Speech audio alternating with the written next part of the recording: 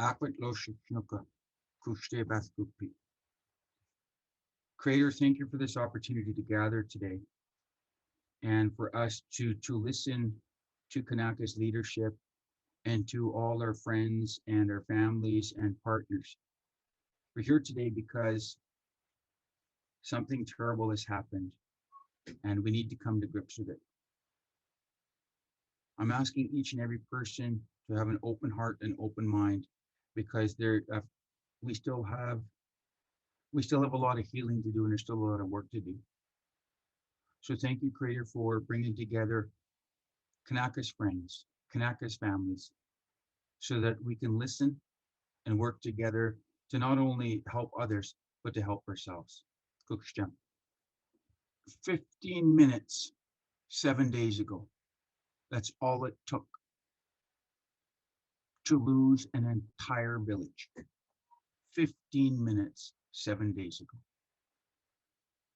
The circumstances that led up to the complete loss and devastation and tragedy,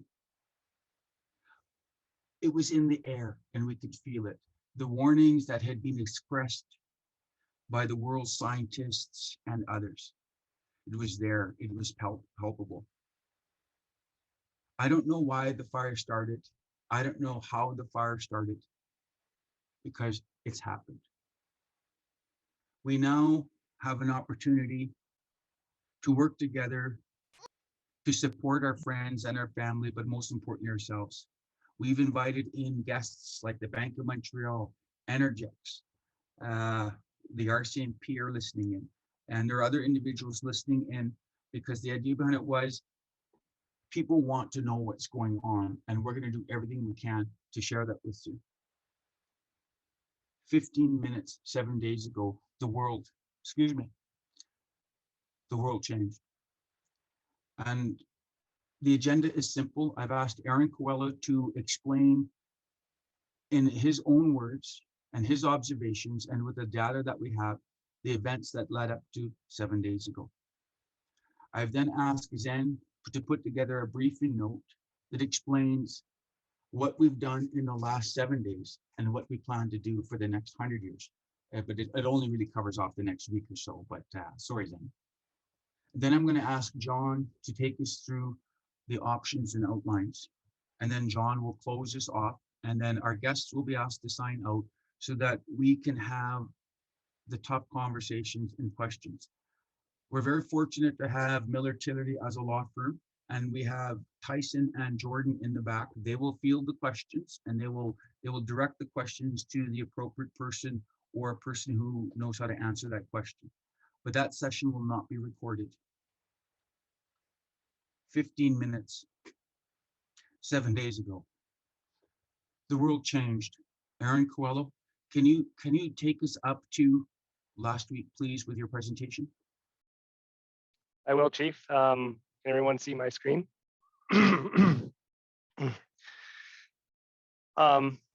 Last week, the village of Lytton and the surrounding area experienced a very extreme event, a wildfire event. We've had several in the last couple of decades, several years of wildfire events, extreme wildfire events across the province. Lytton is known as Canada's hotspot. It gets very high temperatures, some of the highest in Canada. And you probably heard in the news that, there's lots of records broken all over the country, but Lytton had the highest temperature ever recorded in Canada. Kanaka Bar has invested in climate change resiliency over the last 4 or 5 years. And that includes preparing for wildfires through fuel management activities, among other things, and having water available for firefighting. One other thing Kanaka has done is implemented weather stations to track the data in Kanaka so we can understand, what the conditions are like right in the community. For many years prior to these stations, we relied on Lytton's weather data, and people of Kanaka Bar have always said that the weather in Kanaka is not the same as it is in Lytton. There's a lot of microclimates in the valley. So I'm just showing here. This is just 2021. This is the three stations that are in Kanaka. One is right at the band office, one is down at Highway 1, and one is down at Lot 4. And band office's highest elevation Highway 1 is of course below the community, and then lot 4 is lower below the highway. So you can see here we've included Lytton's data here from the Environment Canada station. There's 2 in Lytton. This one is that we're showing is not the one that recorded the highest temperature, but I will show you that data. So you can see that in Kanaka, this year it's been just as warm, if not hotter, than Lytton. And so this is concerning, these high temperatures, especially when we factor in low precipitation, high winds, things like that, all conditions that lead to wildfires. So I'll just show quickly some of the data here too. We'll focus just on kind of June because this is where we hit some of those record temperatures. But you can see that even in the band office for the people that were working in the community outdoors, like these are temperatures that are extreme, that are unhealthy to work outside. And part of the reason we have this weather data available to Kanaka is to monitor this and understand when conditions are unsafe to work outside. Here I included the data, which was that highest temperature recorded in Lytton from the RCS weather station, 49.6. Note that the lot 4 weather station recorded a higher temperature than that. So, it wasn't in the news, but lot 4 was a higher temperature, and there are probably other areas that were hotter too, but very hot. Precipitation, again, we're just showing this. So from March through to July, there's not much data for July, but there hasn't been any rain in July. June, very low amounts. We're talking less than 10 millimeters, except for a couple rain showers that happened at the band office, just small ones, for a couple days early in the month. So very hot, very dry conditions. Kanaka also has an air quality monitor. It's a purple air monitor that measures just particulates in the air. So I've just downloaded the last week's worth of air quality data because whether any wildfires in the region, even those that were in the United States last year, affected the air quality in BC. And the purpose of this is so Kanaka knows and the community knows, when it's unsafe to be outside and when we should be really inside and avoiding those high smoke conditions. And you can see kind of on the 6th is when the air quality peaked at about 8 on Canada's air quality index, which is definitely recommended to limited outdoor activity. So this is continuous data that Kanaka has available. So I just want the community to know that we monitor this data and we can put it on the website. It is there on the website. You can find it. So it's a way of being able to communicate for health reasons, whether we should be working outside or not, both for air quality and heat. But it's also, this is just a recognition that, we do talk about climate change and we're always careful to never, blame a singular event on climate change. But again, like we have 2 decades of record temperatures set on multiple years. We have lots of wildfires. These are things that we know are happening with climate change. Climate change is projecting warmer temperatures year round, less precipitation in the summertime for lots of places of BC, including the Fraser Canyon. So these conditions that promote wildfires are just going to become more frequent. Like Chief said, science is showing that these conditions will be more frequent in the future, and that's why we need to prepare our communities. And of course, there's only so much preparation you can do for an extreme event, but any little bit helps. So that's all I'll share today, and happy to take any questions and pass it back to you, Chief. Thank you, Aaron. And again, we're just asking people to hold their questions until the end. Kanaka Bar has always known that there are 6 physiological foundations of life: air, water, food, shelter, energy, and communications. Because without those physiological foundations, it's tough to have a life. One of the first impacts that the wildfire had in our community was that we lost cell service, landlines, and internet. It created conditions of fear. People didn't know what was going on. I've asked Zane to prepare and he'll take us through his briefing note. We've spent 5 years getting ready for this. We have a summer plan, and now Zane is going to present to you what council is thinking about and with everybody's understanding what we're going to do. Suzanne, can you take us through your briefing note, please then, and again, hold your questions till the end. And I appreciate it, Zen, thank you. Yeah, Julia, can I have the share screen option? Hi, everyone. Just want to start by acknowledging what has happened over the last 1 week. I was just initially I was informed by John about what was happening, and I didn't realize it until I actually hit the news and then realized, whoa, this is something that's very, very weird. I mean, since then, since Wednesday, just the day before Canada Day, or the night before Canada Day, the phone hasn't stopped ringing, the emails haven't stopped coming in, and I'm sure that's the situation for each and every one of us here. But I think one thing that I've appreciated is just this idea of working together as a team and moving forward with a bit of a plan going forward to overcome the challenges that this crisis has thrown at us as a community.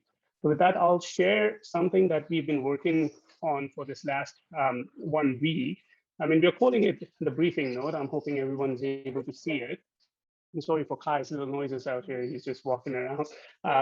But basically, the idea of this briefing note is to try and put everything together about whatever we've discussed at a leadership level and whatever we've heard at the community level. Try to put it all together so that it's in one place and it kind of helps everyone visualize what's going to happen.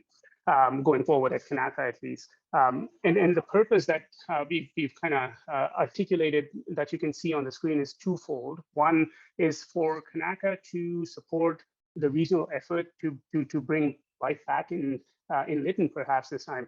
And I think that's the very first objective of this briefing note, to provide that kind of support to Lytton and the neighboring communities. The second objective, which is also equally important, is to try and figure out what is Kanaka going to do in case there is an emergency such as the wildfires at Kanaka. And Kanaka has been very proactive, as you heard Aaron talk about, in terms of climate change, climate resiliency, environmental monitoring programs. So we've been looking at all that information, treating our forests to stay on top of things and mitigate the risks of wildfires. We are a fire smart community. So I think those are efforts that Kanaka has made over the years. And as a result, we've gotten those sorts of certifications and designations. So that is not to say that the risk doesn't exist. It still exists. And that's one of the things that we are planning to evaluate over the coming days, to make sure Kanaka Bar itself is a safe community, because what Aaron's data show that Kanaka was actually hotter than the hotspot of Canada. So the risk is even higher here from where I stand. So those are two purposes that you can see on this briefing note. I won't read everything that's stated here, and this document will be shared with everyone if it hasn't already, but just on a heading level, the background kind of explains what has happened, and Aaron summed it up, Chief has summed it up, so I don't want to go into the detail of it. We know that a wildfire existed, it devastated an entire town, and as a result, what has happened is there are many displaced people. Some of them are evacuees, and some of them are essentially refugees because they do not have a place to come back to, or a safe place to come back to. And that's essentially the reality of our region.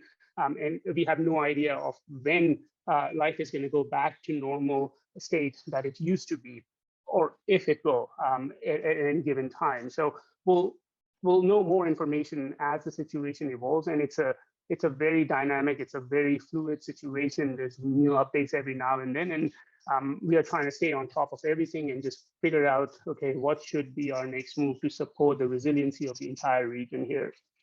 So that's what you can find in this background section. And then the current status is, again, it just describes what has happened to date in terms of the response for this whole scenario, for this whole emergency. We know that there's been tremendous amount of donations that people from across the province and perhaps other parts of the world they've poured in, and not only to Kanaka, but just to support this whole tragedy to all the communities in and around Lytton. So that's something that is happening, that has happened as a response, as an immediate response to this tragedy. Something else that's happening simultaneously, and I'm sure it's happening everywhere, is just this idea of transition. How will life get back to normal in Lytton? So that's something that's happened simultaneously. And then the third piece that I think is happening is, okay, so there's this transition period. So there's this immediate period where donations are being poured in, people are really stressed, and just the idea is to reduce the stresses. Then the second piece is the transition where people are trying to plan how to bring life back to normal in Lytton. And then the third piece would be that permanent piece where life would actually be brought back to normal in and around Lytton. So those are conversations that are happening almost in every community at federal, at provincial levels to try and bring normalcy back to town of Lytton. So that's what this current status section kind of describes. But then we've got this key consideration. So what is it that Kanaka is considering to help support the region and be prepared for such an emergency if it were to happen at Kanaka? Steve earlier mentioned just the 6 physiological needs that we've always articulated: air, water, food, shelter, energy, and communications. And in order to thrive as people, as communities, we need stability in those 6 areas. And as far as I can remember, Kanaka has been working on those six areas for a long time. And this wildfire doesn't change anything. It only exacerbates that process and creates a need to do this even more so than before. So that's what this key consideration section really describes. But it also, in this little box, brown box on your right, it kind of puts all the different initiatives that we are planning to take at this point to overcome this crisis situation. And these are things that we want to do as early as possible. I'll just talk about each one of those bullet points there. So the first one that is stated there is declaring a state of emergency and activating communities' emergency response plan. So this is something that we haven't done yet, but we certainly are considering to do that after thorough consultation with our emergency teams, leadership council, and other professionals and experts that provide support to us. That being said, we have an emergency management coordinator, Christine Brown, and we've made sure that she's set up to help us out with navigating this particular emergency and the relief efforts that are ongoing at this point. So that's the very first thing that we want to do. Then the second thing that council's mandated us to pursue is to monitor the air quality at Kanaka Bar and regularly share that information with the community members. And that's the piece that Aaron just talked about earlier today. So we want to do that even more so because, well, air is one of those physiological needs that we want to make sure is always stable. So if we don't know whether it is stable or whether it's polluted, we can't really act on it. So that's one thing that we do want to do. The second kind of connected initiative to this idea of air is to put air purifiers, install air purifiers and filters at all community homes. And this is something that we've had in our plans, but this wildfire in Lytton has kind of confirmed that this is something that we need to do as early as possible. So this is something that will happen over the coming days as part of council's plan to help people at Kanaka Bar be ready and resilient to a wildfire emergency in the next little while here or down the road as well. Then what we also want to do is to provide an unfettered and secure access to the new community building that we've created. And you may remember when we were establishing or when we were even designing that building, the idea was to create it as an emergency operations center. That was the idea, that if there are emergencies in Lytton or at Kanaka Bar, let's open doors to that building and let people come in and just relax, use the facilities and just feel safe because they are at home. And that building will essentially be open to public, to people who are coming back home to Lytton to be able to use for the purpose of their own security. So that's that. Then over the last little while, we've been working with Urban Systems to help us build the new raw water lines. And that's the whole part of creating security around water for the community. So we've managed to install the water lines up at Upper Kanaka. The next step for us is to charge those water lines and fill up the reservoir. So in case there's a shortage of water in the region. Kanaka Bar has enough water to utilize ourselves, fight fires, and there are other reasons for that too. But more importantly, if other communities in the region need water, we've got that taken care of. So that's something that we want to offer the region as a whole. So that's that. Then the idea of how do we support people who are now starting to return back to home? Like, okay, well, it's been 7 days, Chief mentioned, and it's this whole tragedy is finally starting to sink in. If it hasn't, and people are returning home to see the conditions of their places. But obviously, we know that 90% of the town of Lytton, perhaps more, has been burned down to the ground. So there are no places for people, or there are no safe places for people to stay unless they've got families and friends in neighboring communities. Where are they going to stay? Right now, the option is amazing. Like the provincial government has stepped up and is providing accommodation in different parts of BC.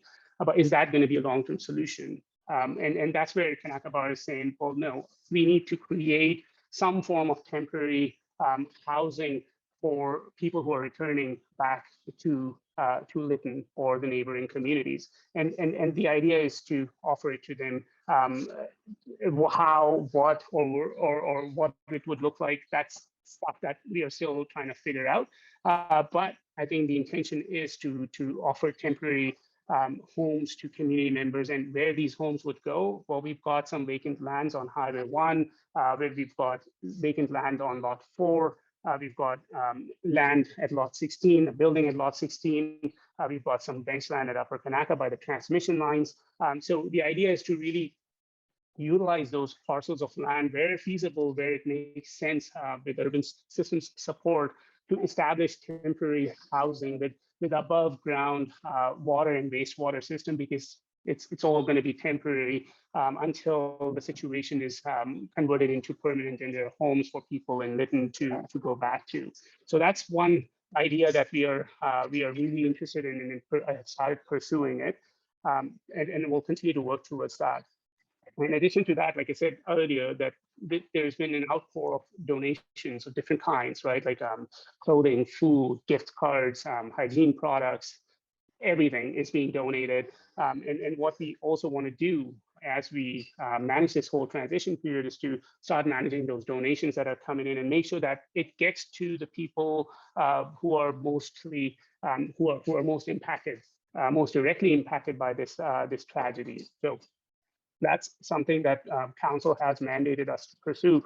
And in addition to all of that, we also want to establish some temporary spaces on Highway 1 to serve as a cafe, as a commercial kitchen, just for people. Because I mean, people, if we are offering temporary housing to people, we need to offer them a place to cook their meals, hang out, and it's not just for people who are coming back, I guess, as evacuees or as refugees, but it's also for people who are fighting fire right now, frontline workers, RCMP people from out of town who are going to come in and help with this whole idea of rebuilding. So this kind of facility could serve that need, because right now, the way it stands, Lytton doesn't have anything of that nature. So that's something that we are looking at. And at the same time, we're thinking of establishing a small convenience store, again, on a very temporary basis, a temporary gas station, and a small admin office on Highway 1 to make sure that we've got a bit of a marshalling point. And those are the needs that everyone's got at this point. So can we do that kind of thing to meet those needs for people returning back to the nation lands, and people who are out there on the front lines? So that's obviously that kind of infrastructure, but then all of this infrastructure needs a bit of electrification. It all requires power. So the idea would be to work with BC Hydro and our partners such as Riverside Energy to make sure that wherever we are putting temporary housing, temporary stores, temporary gas stations, it's all powered. There's proper servicing to make sure that it's always running. And then you heard, I think it was Patrick who mentioned that the connectivity disappeared when this crisis hit. And we are still trying to figure out why are our landlines not working when we have internet phones and internet is working. So we are still trying to figure that part out, and we're, I think, getting close to the solution for it.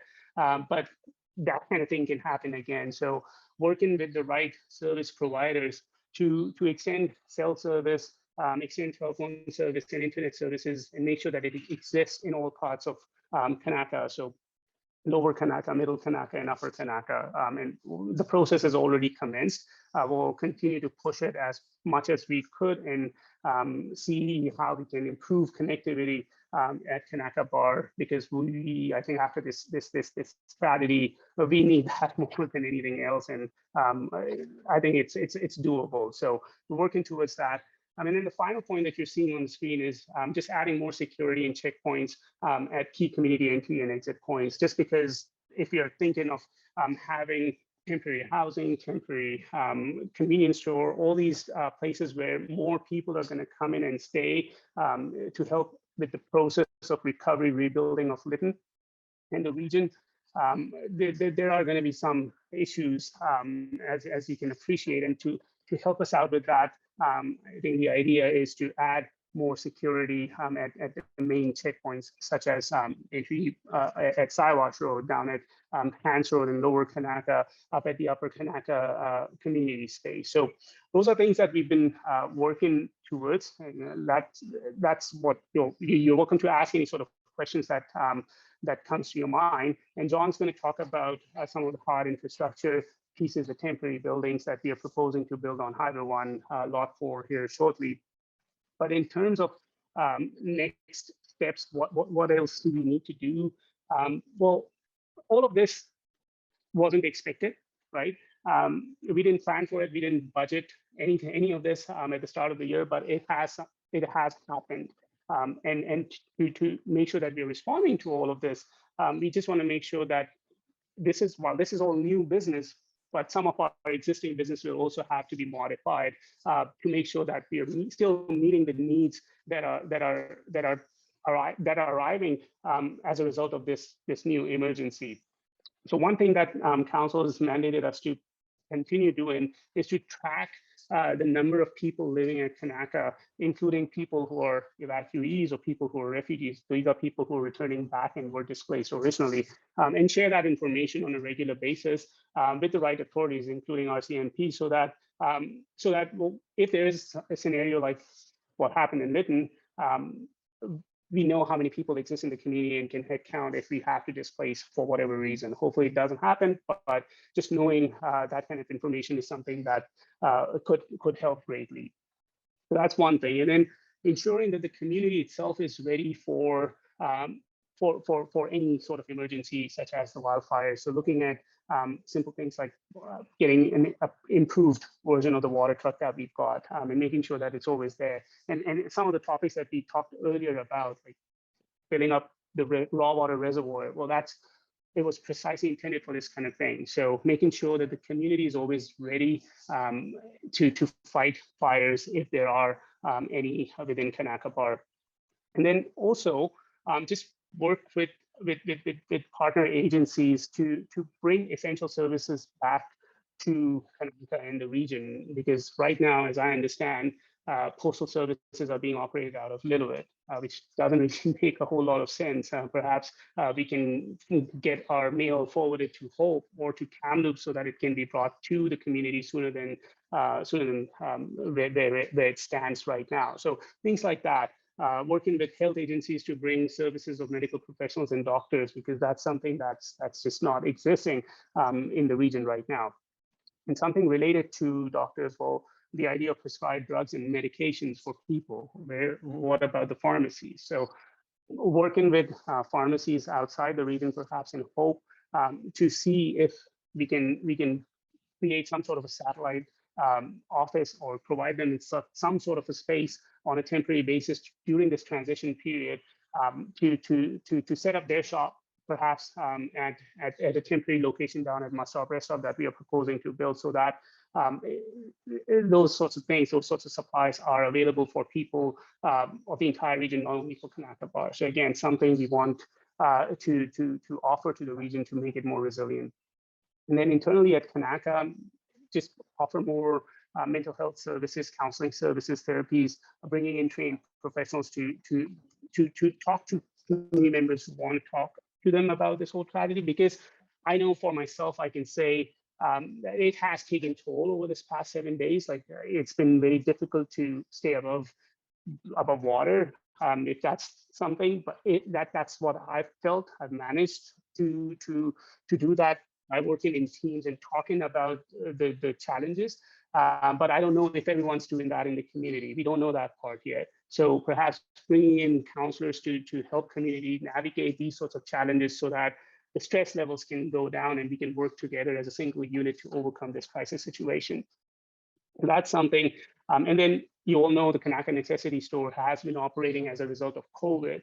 What we are now considering is to modify its operations, its hours, so that we can extend it and allow people to utilize the services being offered at Kanaka Necessity Store on an ongoing basis. So something that we are working towards, but again, it's an idea at this point, a suggestion and recommendation that was made over the last 7 days. So I guess those are two key aspects of Kanaka's response plan: the new business that you saw in that brown box, and then modification of some of the existing businesses to address the need that has been created by these wildfires, these emergencies. One thing that we cannot lose sight of while all of this is happening is the plan that we've set in motion as a community. If you participated between October and March in the community resiliency planning sessions, you know that we set out a whole lot of initiatives in motion for the next 5 years across different community planning areas: land and resources, governance, health, culture, education, infrastructure, economic development. Those are things that we discussed over the last 6 months. Those are things that we still need to do for emergencies down the road, like climate emergencies down the road. So we can't lose sight of that. We still need to pursue those initiatives as part of Kanaka's summer plan, and we'll continue to do that. And that's part of our emergency response. How we do that, again, teamwork is going to be critical for all of us. Community support is going to be critical for all of us, and just finding the right partners to collaborate and continue to advance all these different initiatives that we've got on our minds right now. And then I guess just to sum it all up, I guess before I go forward, like this table is what I was talking about, just in terms of the summer plan: lands and resources, governance, health, culture. Those are the initiatives that we approved that we need to do. So I'm not going to go into the details of all of them, but just in terms of next steps as to what we need to do. Like I said earlier, when these wildfires hit Lytton, obviously no one had planned for it. No one does. So obviously there weren't any plans or budgets created for any of this. So the first thing that we do need to do over the next little while is to allocate some budgets, understand where the money is going to come from, because the money that we had is kind of earmarked for the initiatives within CRP and the summer plan. So where are we going to find monies to allocate to these new initiatives and modifications of existing programs and services that we've got? And then obviously collaborating with the right partners to ensure that the implementation of our intentions, of our plans, is as successful as possible, and that we are learning from our mistakes and we are living with the right kind of decisions. And I guess that's all from my end. I think it's going to be a long journey for the next little while, but we got to start somewhere. And I think with this little briefing note, Kanaka is already ahead of the game and is just already thinking way ahead at this point. So I appreciate the opportunity to contribute our time, knowledge, and resources towards this plan and the implementation of it in the next little while. All right, Zen, that's amazing as always. Julia, can you open up a letter that was sent to all membership, including Urban Systems and the lawyers? One of the most critical things that happened was that this happened on Wednesday, the day before the stat holiday. Our staff was away. We didn't know what was going on. We didn't have. So one of the things that started happening is, who do we talk to? Who do we do? I'm not gonna. I was fleeing. Christine was fleeing. Catherine was fleeing. So we didn't have a point of first contact. And in this letter, it just says, look, as soon as we got back, John, Zen, and I, and Catherine, we were working our butts off over the weekend. Catherine was able to get stable by Monday. Christine was able to come up. And so Christine, she's an evacuee. So Christine has agreed to be the point of first contact. So she's at the band office. She's got a stat phone. So as we look at this, I know how Zen said in his report, please ask the chief. Well, I'm getting 17 emails a minute now. Christine is the point of first contact. If you're in crisis and stuff like Christina's here, we're going to continue to flesh this out. It's very fluid. We were very fortunate that Energex brought up shipping containers so that donations that come up. So 2 shipping containers showed up today. Thank you, Energex, for arranging that. Energex will be sending up staff next week to help us go through and set up inventory and staff. So we have people coming from Energex. Kanaka's here and we got game. We've got people and we've got contacts that can help. People have been displaced. Zen used the word evacuee and Zen used the word refugee. If you don't understand what that means, we can talk about it a little bit more. Some people's homes didn't burn. They'll be able to move back once there's water and sewage and electricity and communications. They'll be able to move back home. What they do with their fridge or freezer when they get there after 3 months of no power, we'll leave that for 3 months from now. But the people who lost their homes, that's not 3 months from now. We don't know when that is. So how do we give our friends and family, the people that were displaced, a home? Where were we going to put them? What services are we going to make available for them? You've heard Zen talk about it at this highest level. Now I'm going to ask John to show us the where. So John, take it away. Hi, everyone. Appreciate the opportunity to join this important meeting, and I hope everyone is keeping safe and well, given the situation at hand. So I have a short presentation here that I've put together with some input from some early discussions and direction from council, which essentially, there's a lot that Zen's already covered in terms of how Kanaka is responding in the immediate term to make sure everyone in the community is safe and has resources and their needs met.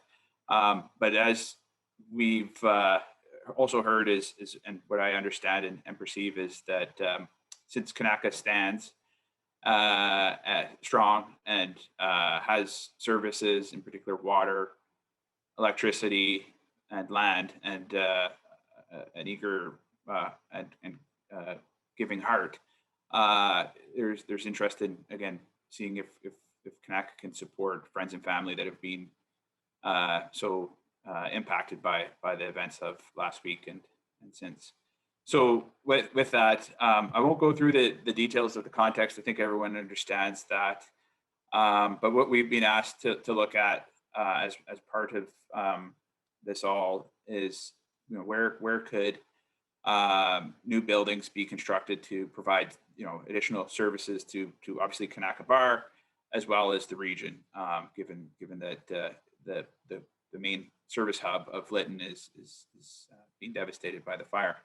So we've looked at 4 key sites: Lot 4, Highway 1, or the old Kanaka Cafe site, Lot 16, and then a few areas in Upper Kanaka.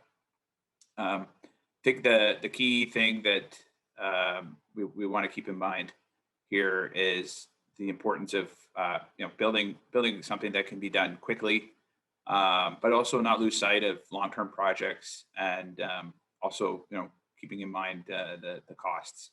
Sorry, I'm just going to do a quick check. Can you see my screen? Yes. Okay. Okay. Perfect. So this is obviously a very we're moving pretty quick here. So we aren't done sort of our analysis on different options, but our focus thus far has been on Highway 1, the old Kanaka Cafe site, and Lot 4.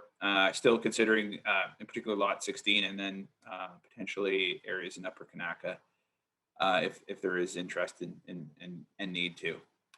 So the next few slides will show sort of what Zen had just inventoried verbally. We started to put together a visualization or an initial concept plan of these opportunities to help out friends and family. And yeah, so without further ado, basically, here's how we could develop parts of the must stop rest stop area. So I'm just gonna share a little laser pointer. So these are basically, this is a duplex and this is a triplex. And basically we would look to drop these mobile temporary housing solutions into the site, and again, service them as promptly as possible with long-term solutions. But in the immediate, we'll have to find a way to just ensure there's on-site potable water and sanitary services. One of the things that's come up and we've talked a lot about or heard a lot about is the importance of having access to fuel. Right? If there were to be an emergency, do people have access to fuel? I know understand there's been a fueling truck in the community a couple of days ago, but could we do something a bit more permanent to ensure that Kanaka has access to gasoline and diesel? And then further to that, potentially help out with the machinery that needs to come into the region to support the reconstruction of Lytton. So what we're showing here is just a footprint of a potential fueling station there. And then I guess further to that, I'll show this other image here because it's a little hard to see on that other one. And basically we're showing again some additional units that we could establish that could, and some ideas that have come up is with regards to a small additional retail space for a store to again serve Kanaka as well as the region, maybe a small kitchen or community kitchen, and so on and so forth. So very preliminary, but I will share that some of the people and companies that Kanaka Bar has worked with over the past few years, in particular Horizon North and Seiko, have offered to potentially bring these modular units into the community within weeks, if not sooner. So, and then here's another option that is being considered, and again, very preliminary. And I think one of the things I'll just quickly highlight it here is that this was, and Zen put it very, very well, like no one anticipated this event to happen as it's unfolded. And Kanaka has materially advanced some very important community projects as per the community resiliency plan and all the work that we've been doing over the past number of years. So down in lot 4, we have the crossing place. So we want to make sure that we don't throw schedules off on that or disrupt that site, because that's really in the interest of Kanaka from a longer term perspective. But we do have this field here, and it does represent an amazing opportunity and resource for Kanaka for long-term food security, food self-sufficiency.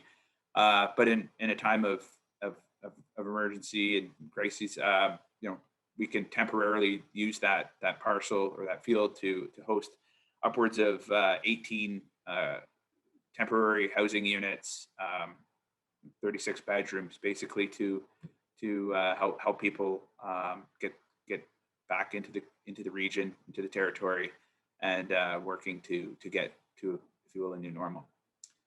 So we just wanted to share these initial concepts and to membership, and just bring them forward for input and reflection. So yeah, these are again pretty preliminary, and there's some thought that still needs to go into them for sure. But we are trying to balance, as I mentioned earlier, like the immediacy of the situation, balance that with Kanaka's long-term plans for community development and resiliency, and find ways to secure resources to advance the construction, i.e. the financial resources. So with that, I'll stop and say, again, appreciate the opportunity to participate in this important community meeting, and my heart goes out to Kanaka and everyone that's been impacted over the past week. So, thank you. Absolutely amazing, John. When you listen to a story and when you read a narrative and you see a picture, we lost communication. You can't phone me at 2200 because it don't work. We can share what we can do at Kanaka Bar.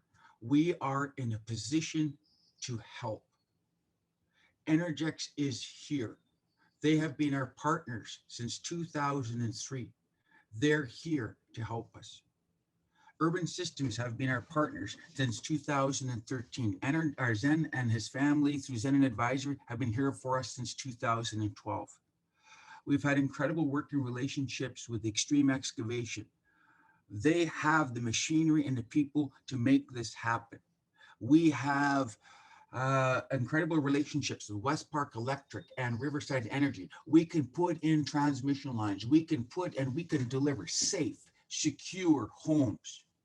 We can put in a cafe, a store, a post office, a pharmacy, temporary, mobile, as long as it is safe and as long as it's secure.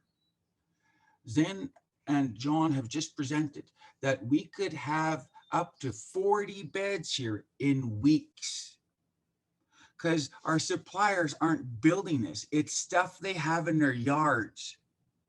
How do we secure the funding for this? I don't know yet.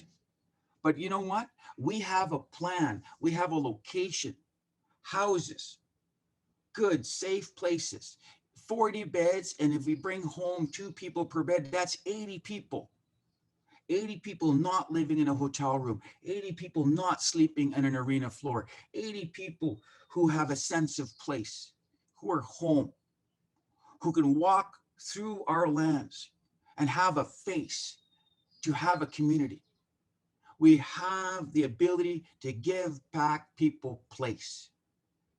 Because if we do not do this, people will begin to despair and people will begin to drift. I will not have that. John, Zen, Energex, Riverside, Miller Tillery, and Tyson and Jordan. We are here and we are committed because we can. Tyson and Jordan are now looking at one thing that's unique. This isn't band business. This isn't band corporations. This isn't chief and council business. Tyson and Jordan will be creating a new entity, which I've just tentatively said, the Kanaka Bar Emergency Services Society.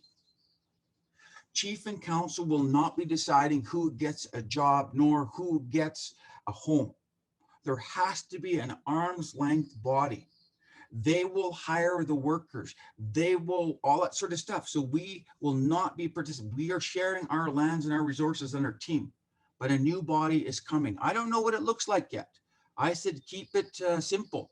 That's the acronym KESS, Kanaka Emergency Services Society. I don't know if that's the right vehicle per se, but that's why Miller Tillery is here. They set up our corporations. They are now here to help us set up our emergency society. So that's wrapping up this open session. And but now there's some tough questions that need to be asked. So we're going to ask that our guests, thank you for your time. Tyson and Jordan are now going to chair the next session, which is, if you have a question, comment, or concern, now is the time to raise it. It will not be recorded. Tyson and Jordan will try to understand your question, and then they will seek, whether it's Zen, whether it's Aaron, whether it's me, whether it's Bobby, we'll try to answer those questions. And you know my saying, the only bad question is the one you left the room without asking.